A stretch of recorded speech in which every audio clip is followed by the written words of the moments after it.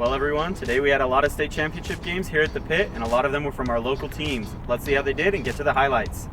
In yet another close game this week, the number 1 Melrose Lady Buffs took on the number 2 Tatum Lady Coyotes in the 1A Girls State Championship. The game was pretty much back and forth in the first half, with Melrose leading 26-20 at halftime. They came back out and Melrose pulled ahead by 10 to start the third, but Tatum went on a 16-2 run and went into the fourth, leading by 4. The Coyotes managed to hold on to their lead to win their second state championship in 4 years. Later in the afternoon, the Hobbs Lady Eagles took on the West Mesa Lady Mustangs in the 5A Girls State Championship. Hobbs started the game out hot, taking a big lead on a 21-0 run, but a few Lady Eagles got into foul trouble, giving the Lady Mustangs the opportunity to close the gap, going into halftime only down by 5. The second half was back and forth, but the West Mesa Lady Mustangs took a large enough lead into the fourth to secure the win and bring home the blue trophy.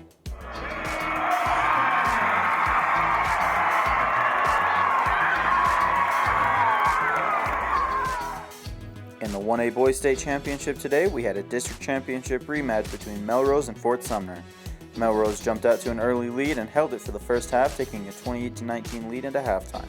Fort Sumner was successful in narrowing the gap but couldn't quite take the lead. Melrose boys took home the blue trophy and are your 1A state champions. And finally, in the last game of the night, the number 5 Santa Fe Demons took on the number 6 Atrisco Heritage Jaguars in the 5A Boys State Championship. And man, was it a barn burner. Neither team seemed to have any advantage the whole game, as it was neck and neck until the very end. Both teams exchanged threes one after the other in the second half, getting everyone in the pit on their feet. But in the end, there could only be one winner. Atrisco Heritage came out on top by a score of 61-58. They are your 5A Boys State Champions. Congrats to all the teams that won state championships today. Remember to tune into Sports Look next week on Thursday, and we'll be recapping all the state games that we covered this week.